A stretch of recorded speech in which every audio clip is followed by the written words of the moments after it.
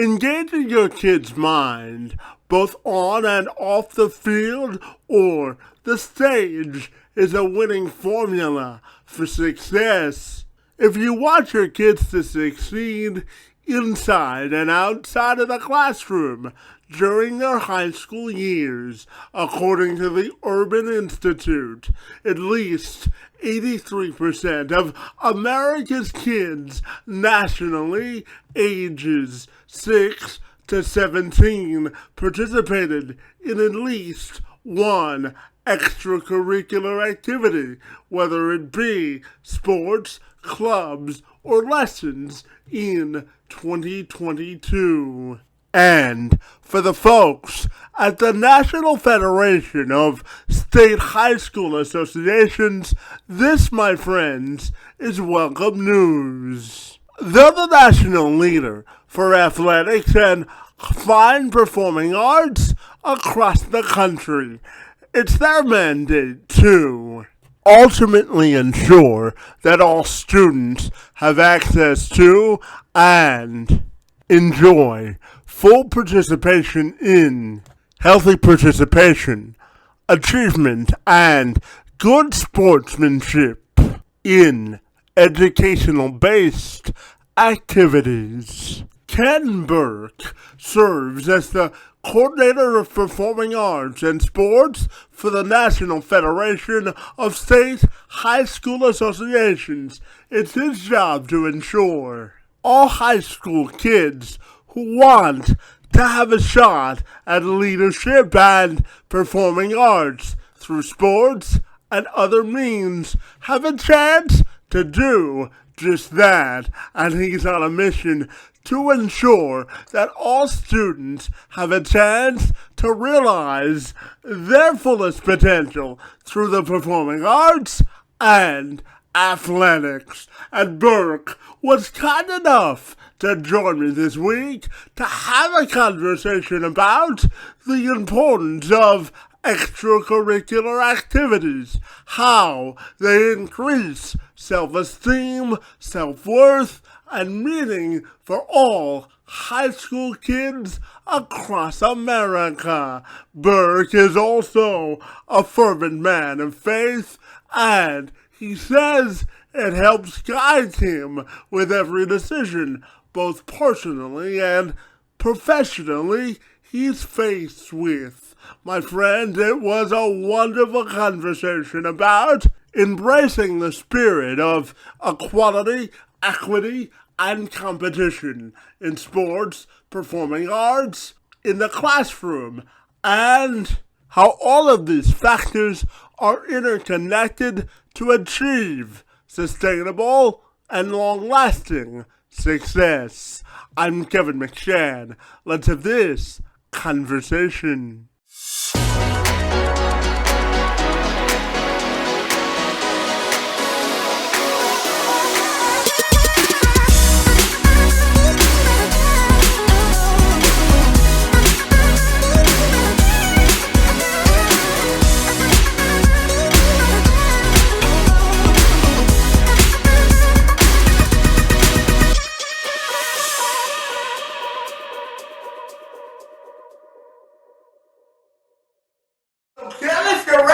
I'll take a moment to welcome you to the program, and I'm super excited to learn how you help high school athletes and high school students reach their fullest potential through athletics and performing arts, and a little bit about your personal life as well. Delightful to meet you this morning, and thank you for a few minutes, my friend. Awesome. Well, yeah, thank you so much again for having me on. Yeah, absolutely. But I know that part of what drives you as a person and a professional is all about your servant leadership, my friend. So tell me about being a servant leader and why it's so important to you. Yeah, well, I mean, there's a lot to unpack behind servant leadership, but I think as a Christian myself, we look to Jesus to see how he led.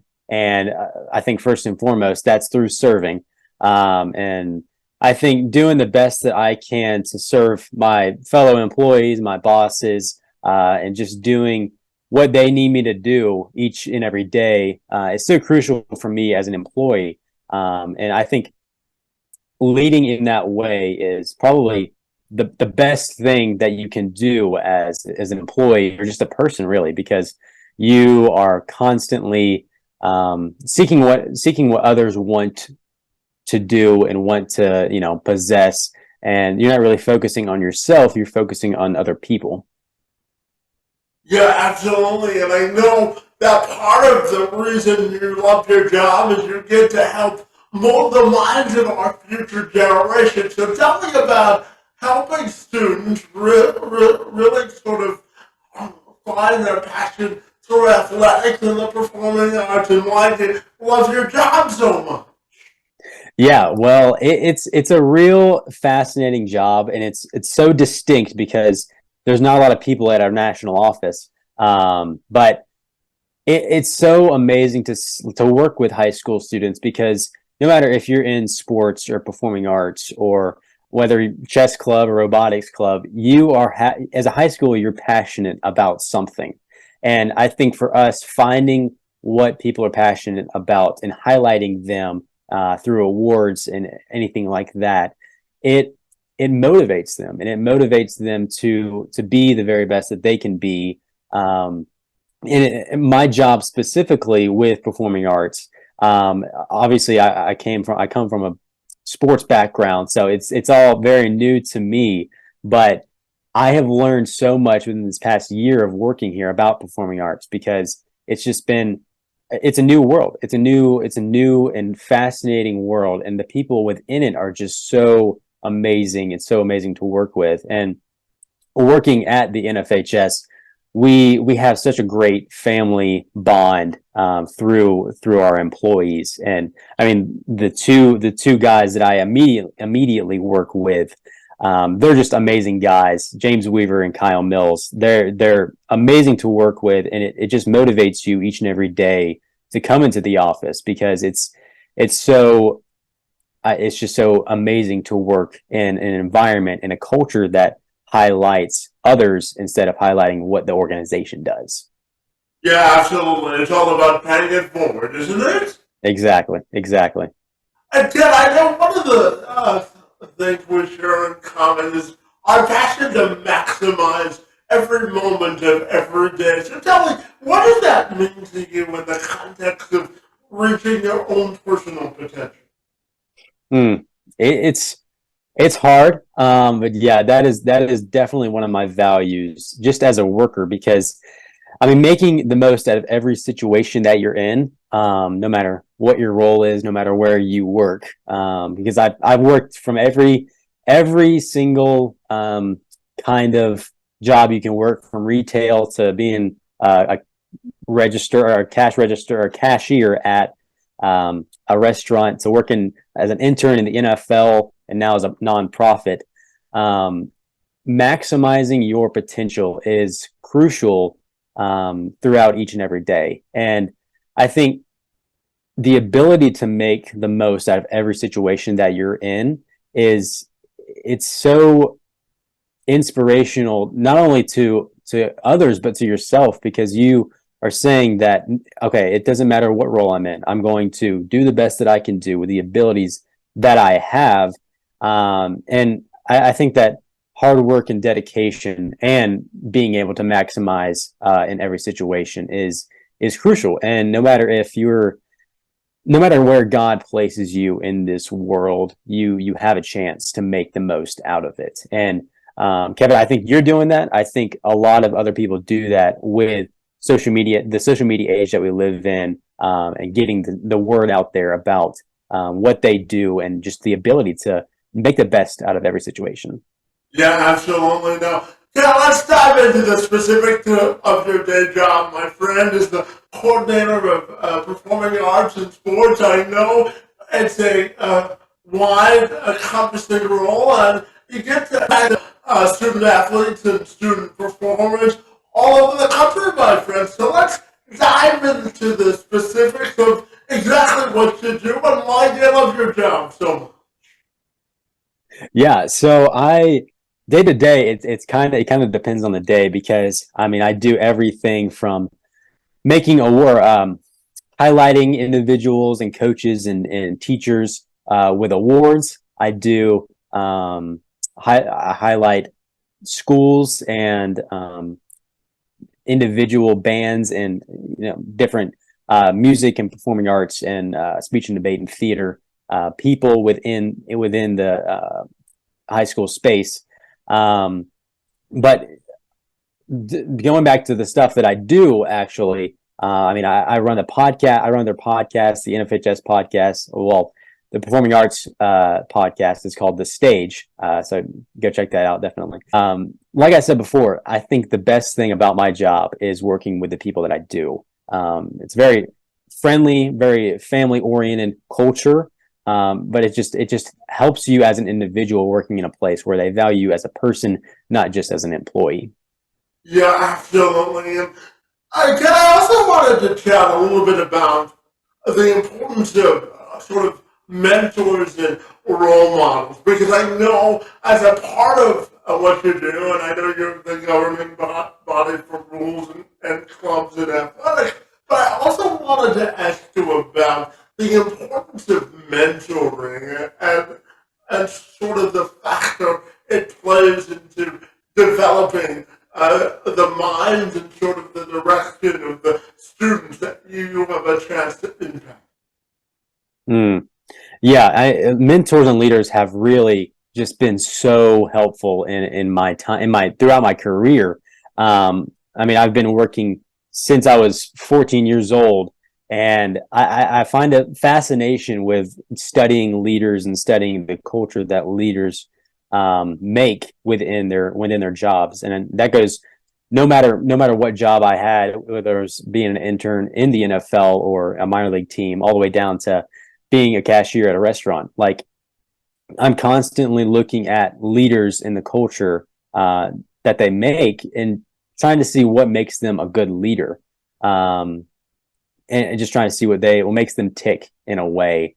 But I mean, the most important thing about leadership and mentorship is the ability to just see people as who they are and find them where they are, or meet them where they are, and kind of build them up in a way that not only helps the company, but helps them as a person. I know we're going to talk about transformational leadership a little later, but it is so crucial to have a mentor and a leader that shapes you as a person and helps you and guides you to the next step, whether that is at the company or at a different company.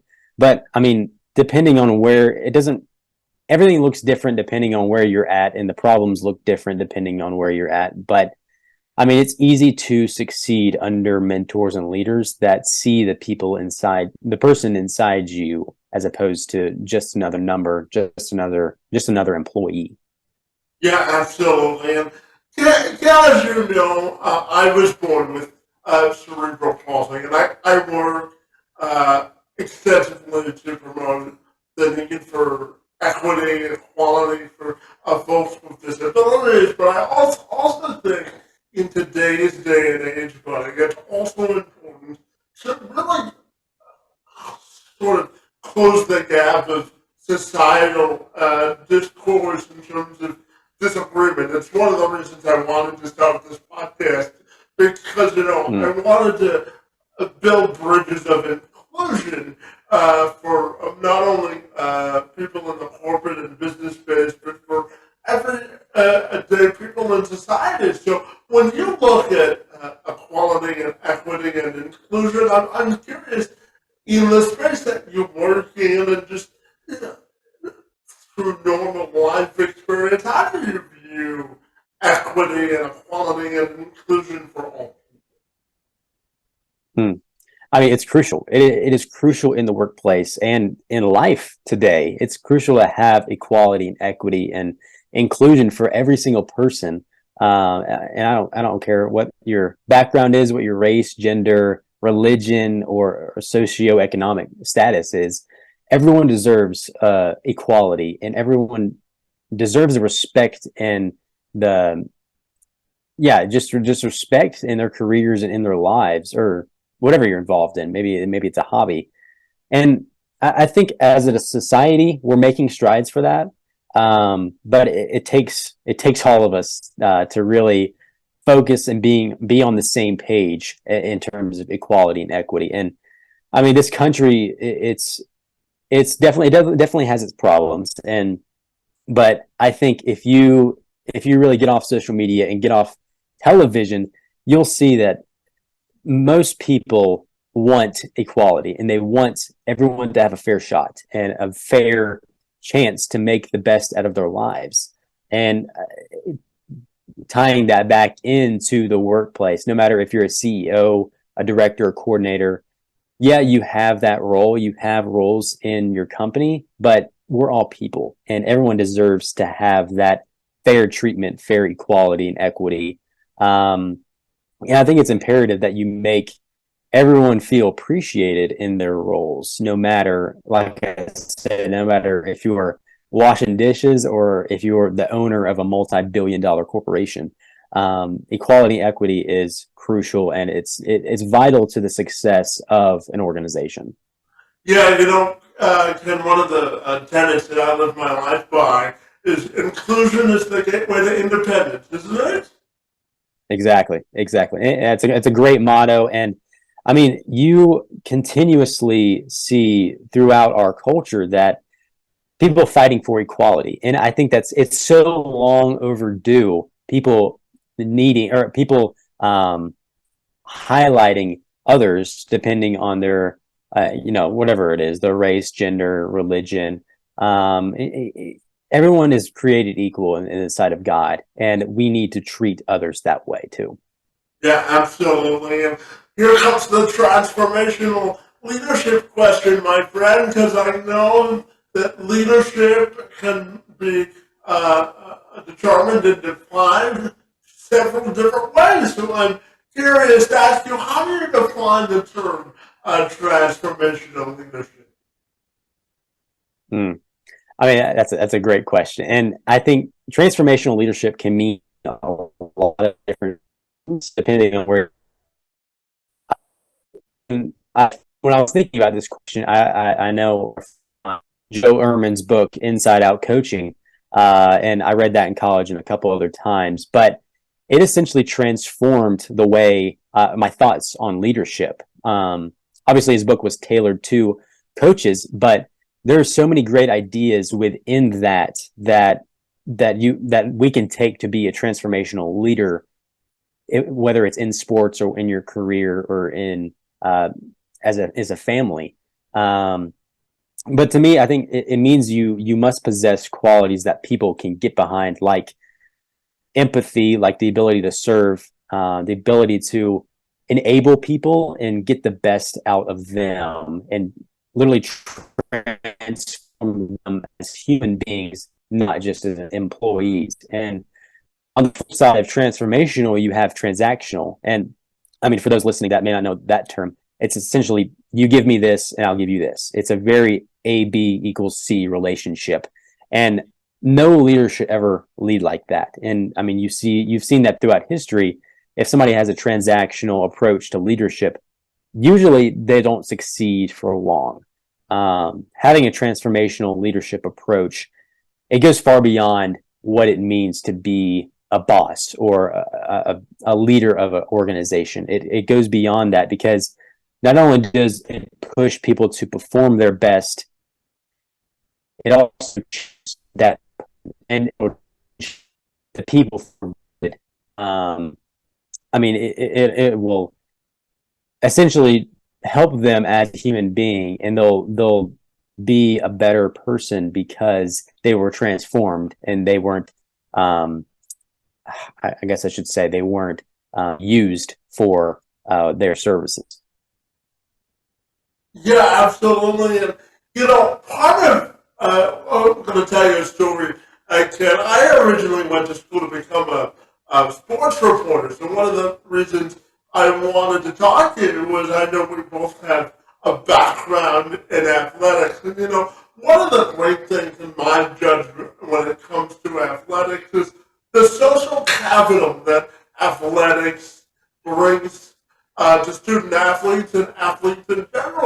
So tell me about the importance of social capital and how athletics and performing arts can really improve the quality of life of high school students across the country. Hmm. Well, I think no matter if you're involved in sports or performing arts or a hobby, everyone needs community, and everyone needs people that they can go to relate to. And socially, it's so formative for high schoolers to be involved with something, to be okay with failing and losing, because that demonstrates how you act as an individual if something negative happens to you. And it also teaches you how to deal with success. It also teaches you that you aren't defined by your success or failure, but it's good to learn then, because life is going to fail and you're going to succeed. And being involved in an activity or a sport, it shapes you as a human, and it molds you as an individual, because you continuously want to be better at that thing, and it just helps you along the way throughout your journey. Yeah, absolutely. And as you had mentioned earlier, buddy, I know that you've had some internships in the NFL with Atlanta and some other teams as well. So tell me about learning from leaders that you sort of respect and value, and the life lessons that you've sort of carried from those experiences to your current day job and quality of your own life. Mm. Yeah, I mean, there's a lot to unpack with all of the jobs that I've had, because, like I mentioned before, I've been working since I was 14 and at my dad's furniture store. And I think ever since then, I'm fascinated with the culture of each place that I work at. And yeah, you mentioned the Falcons. I worked for the Jacksonville Jumbo Shrimp, a minor league team for the Marlins. And I mean, I full time at Home Depot during COVID. And I think the biggest thing that I found, no matter if I was in the NFL or at a nonprofit or at Home Depot, the biggest takeaway is that you need to emphasize employees, and you need to take care of the people that you have, the people that literally work for an organization. And I think this idea or this topic came from Simon Sinek, something I heard from him. It opened my eyes because it's something I never heard. If you take care of your employees and they truly love their jobs and the people around them, everything else will fall into place. It doesn't matter if you're a CEO or a sales rep. If you emphasize the employees that you have, it will pay dividends for your entire company. No matter if it's the job that I have currently, or other jobs in the past. Obviously, most of them were really great at this because all the leaders had a lot of tenure under their belt. But some, you could tell the culture and the leadership was corrupted in some ways, because they didn't emphasize the employees, and the employees were unhappy, and therefore the customer will be unhappy. So it all goes back to how do you treat your employees, and I mean, everything else will fall into place. Sales will fall into place, customer relations will fall into place, HR will fall into place. It's really emphasizing humanity and the people in your organization. Yeah, and so much of life, revolves around or centers around the concept of resilience. Resilience of people, resilience of circumstances, and resilience of sort of the factors of life that sort of are put into our deck of cards of life. So I'm curious, when you look at the concept of resilience, how do you define it, and how do you think more people can use resilience as a point of perseverance to reach prosperity as well? Yeah, I mean, resilience is, I mean, what this country was founded on. It was founded on, you know, so many factors that and so many organizations have been resilient through circumstances that were negative, circumstances that just continue to bear down on them. But resilience, for myself, I mean, these past couple of years, we've had to, a lot of people had to be have had to have been resilient through COVID and through stock market craziness. But resilience makes perseverance because, I mean, it shapes you as a human being. It helps you. It continues to help you define who you are as a person, and you can really tell when someone has gone through resilience because it just spews out of them because they don't put up with someone telling them they can't do something or someone telling them that it's impossible. Because if you're resilient, you're going to keep pushing and you're going to stay motivated to persevere. And it's so crucial to have that, especially we talked about, the high school space. Having that resilience in high school helps you so much more than, just coasting through life. Yeah, absolutely. And Ken, in the few minutes I have left with you, I'm curious to ask you about defining your moment of influence. Or how do you think you want to maximize your moment to make the most difference for those people? How do you forecast your future? Mm. Yeah, I wish I knew that answer because as I mentioned, I graduated last May, and I was so caught up in the future and what job I'd have and what will life be like after sports. And I think about it so much now that if you think about the future, you're not thinking about the present. You're not maximizing your present circumstance. And for me, that I have essentially stopped worrying about the future because two things really. I have no idea what's in store, and yeah, the second reason is because it keeps you from maximizing each and every day.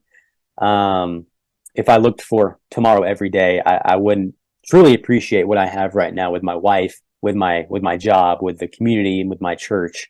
And in terms of influence, this was fascinating to like look at myself and when I saw this. But I honestly, I don't want any influence. My mission in life is to spread Christ's influence, not my own.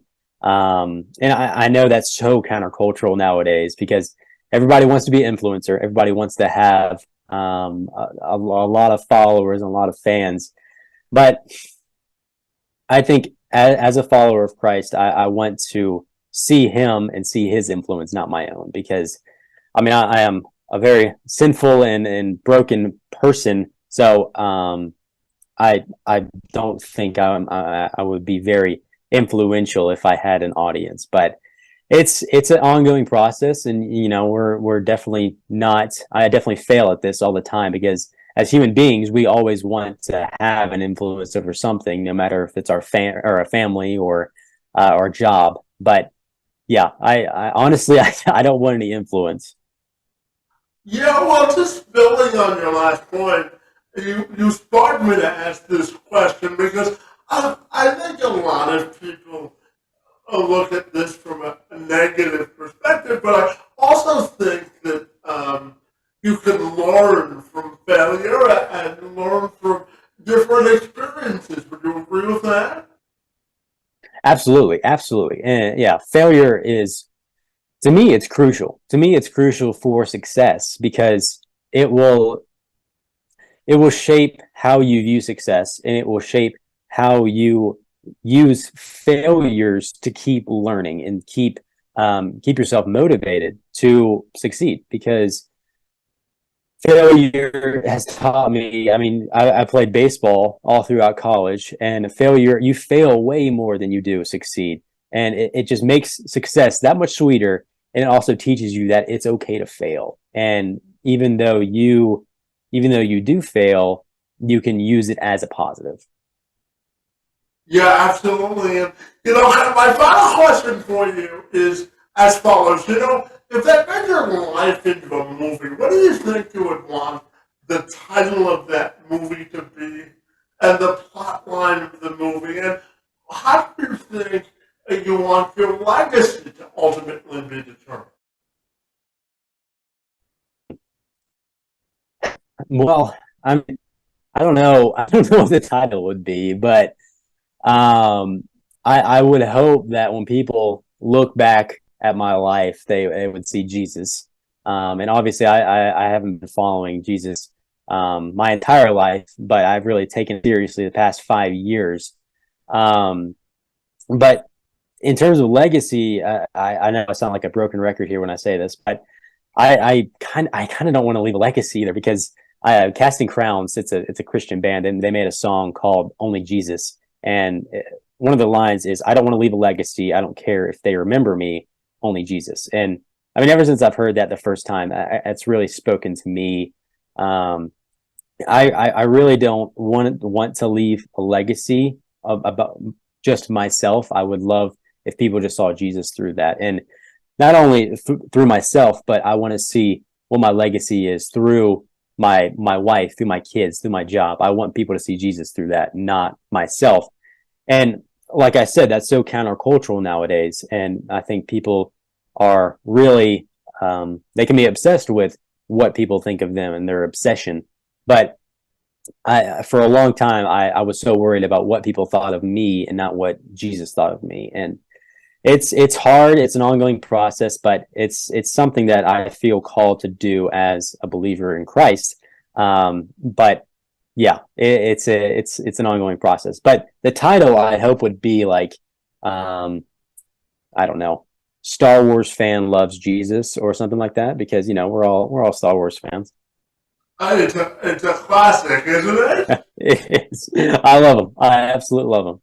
Absolutely. So, in your next life, buddy, if I gave you sort of a hall pass to enjoy a guilty pleasure, I'm fascinated to ask you what do you think your guilty pleasure in life would be?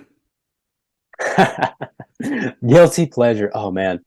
Well, in terms of food, I would say donuts. In terms of life, I would say video games, because video games definitely they don't. I don't like to play them much because they definitely distract me from a lot of stuff. But I do love video games. But yeah, donuts will make my day every single day, and twice on Sunday, as my dad used to say. But Everything in moderation, right?